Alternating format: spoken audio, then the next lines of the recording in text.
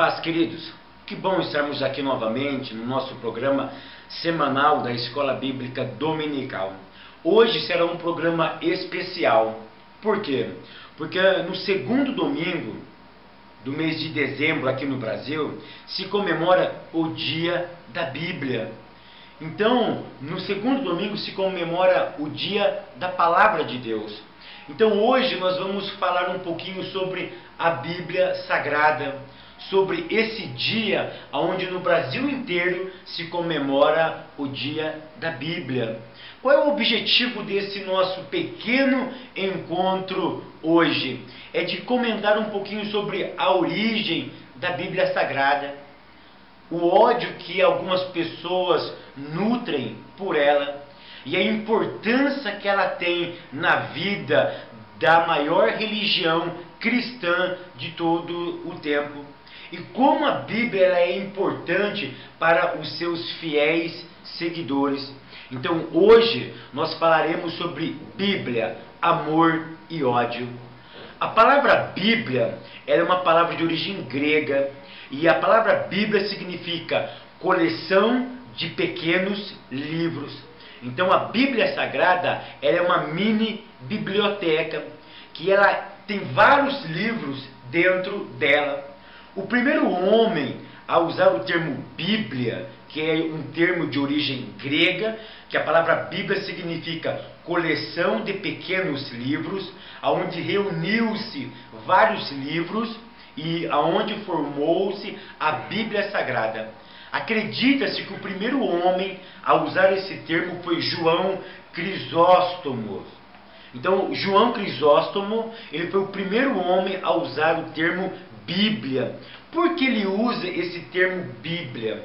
Porque a Bíblia, no seu original grego, é uma palavra no plural. Tá? E ele entendeu o seguinte, que pela Bíblia, por esse livro, ter 66 livros contidos nele, há uma uniformidade nele. Então ele passa a usar a palavra Bíblia não mais no plural, mas no singular, para dar-se a ideia de que há uma unidade nessas coleções desses pequenos livros. Então todos os livros que está contido dentro deste livro, ele chama-se de Bíblia, ou seja, é a Bíblia, ou seja, o livro. Por quê? Pela sua uniformidade. E a Bíblia ela é muito interessante. Por quê? Porque a Bíblia ela tem aproximadamente 40 escritores. E ela foi escrita num período de aproximadamente 1500 anos. E o interessante é que esses 40 escritores que escreveram, muito deles, ou a maioria deles, nunca se conheceram. Viveram em épocas completamente diferentes, em países completamente diferentes. Os homens que detestam a Bíblia, os homens que amaldiçoam a palavra de Deus, eles não se atentam, ou eles não querem se atentar para a historicidade, como ela foi composta. Imagine você, 40 homens, em épocas diferentes, em países diferentes, escrevendo livros, sem saber que estavam escrevendo a palavra de Deus, sem saber que estavam escrevendo para formar-se a Bíblia Sagrada. Foram homens que receberam a incumbência de escrever um oráculo para um determinado povo, para uma determinada época. Mas eles não tinham ideia que em outro lugar do mundo, uma outra pessoa escreveria um livro que após 1500 anos, esses livros iriam se unir e não haveria nenhuma discrepância nas Sagradas Escrituras. 40 homens, e existe diferenças de intelectualidade. A Bíblia Sagrada ela foi escrita por reis, por sacerdotes, por profetas, ela foi escrita por intelectuais, mas ela foi escrita também por pescadores, por homem da roça, homem do campo, homem que cuidava de animais. Ela foi escrita de todos os gêneros. E ela foi escrita tanto na Europa como na Ásia. Ela foi escrita em vários continentes. E ela foi escrita em várias épocas.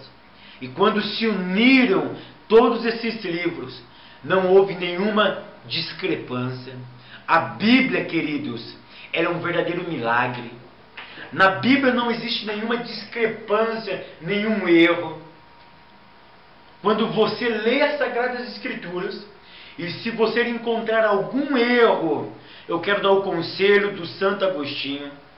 Ele diz o seguinte: o Santo Agostinho dizia que quando você, ao ler as Sagradas Escrituras, e encontrar e se deparar diante de um erro, tenha em mente algumas coisas. A primeira coisa, o tradutor não foi verdadeiro. Segunda coisa, você está entendendo errado o texto.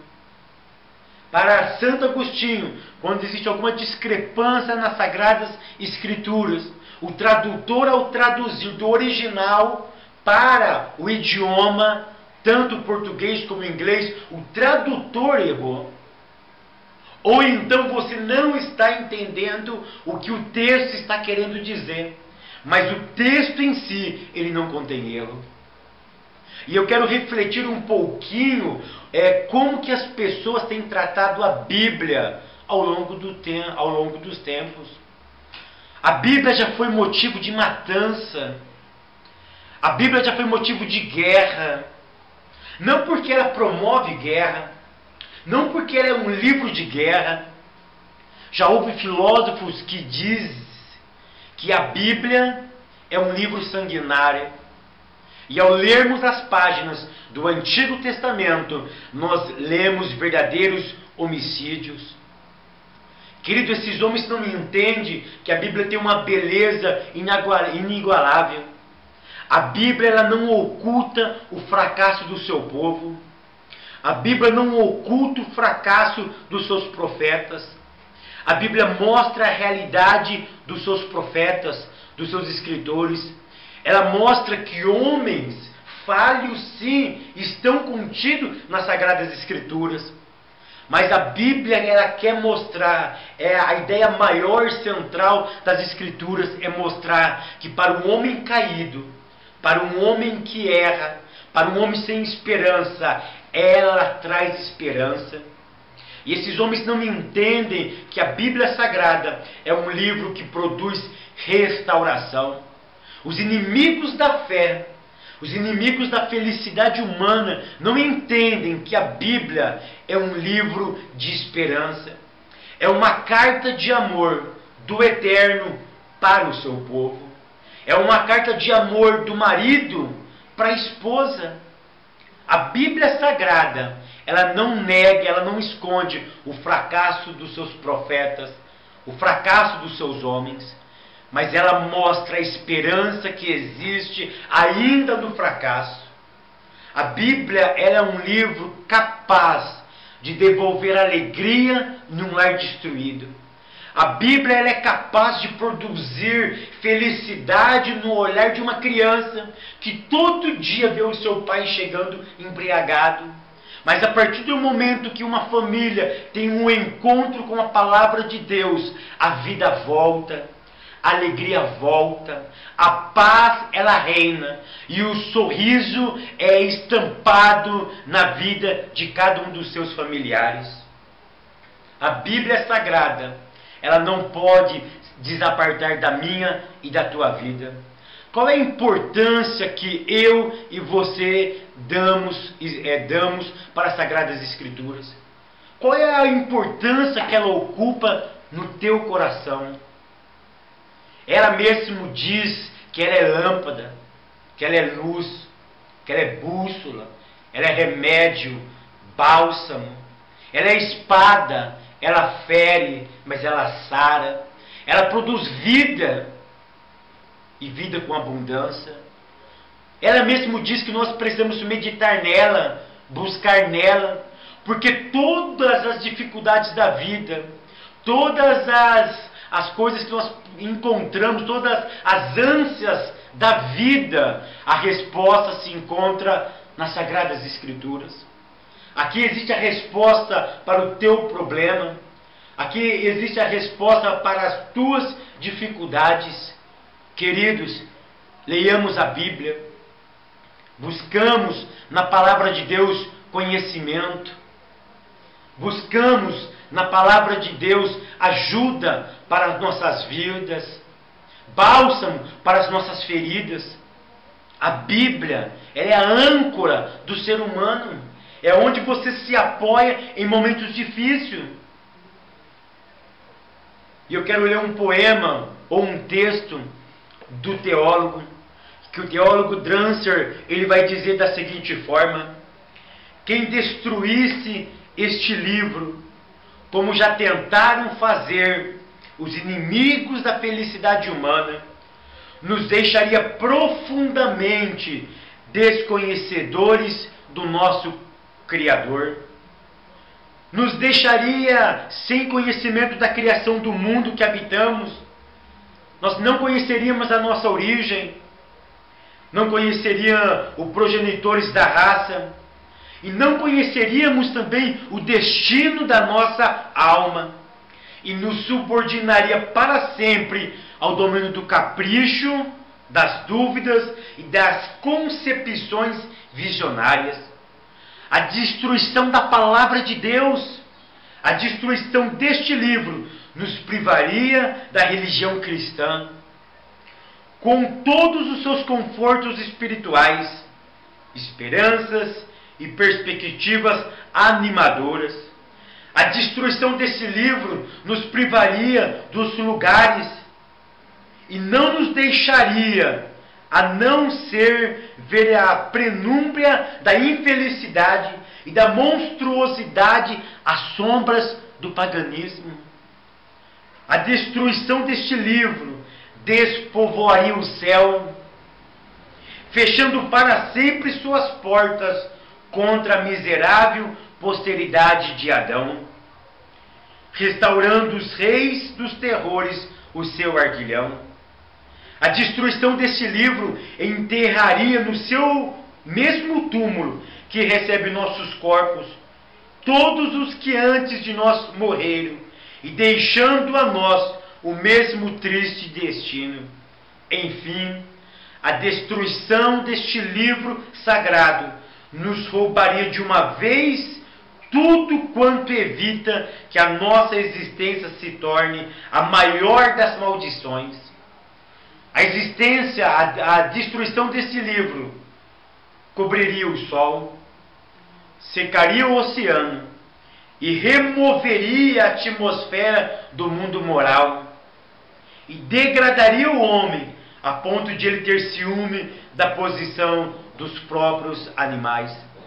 A destruição deste livro nos roubaria a paz.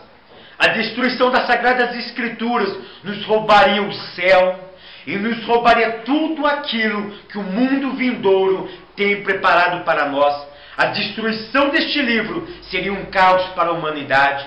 Querido, esse livro ele não foi destruído, ele não foi apagado.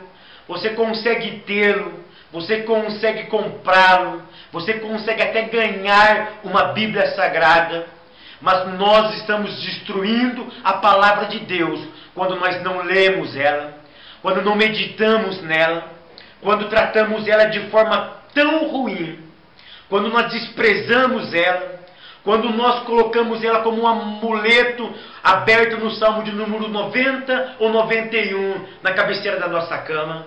Fazendo dessa forma, nós estamos destruindo o poder que essa palavra tem. Porque a partir do momento que você lê a palavra e ensina a palavra ela cria vida na tua vida. Querido, para finalizar esse dia tão especial, viva a palavra de Deus. Creia na palavra de Deus. Leia a palavra de Deus. Viva a palavra de Deus. Que nesse dia, que a partir desse dia, nós passamos a amar mais e mais a palavra de Deus. Viva a palavra de Deus. Meu muito obrigado.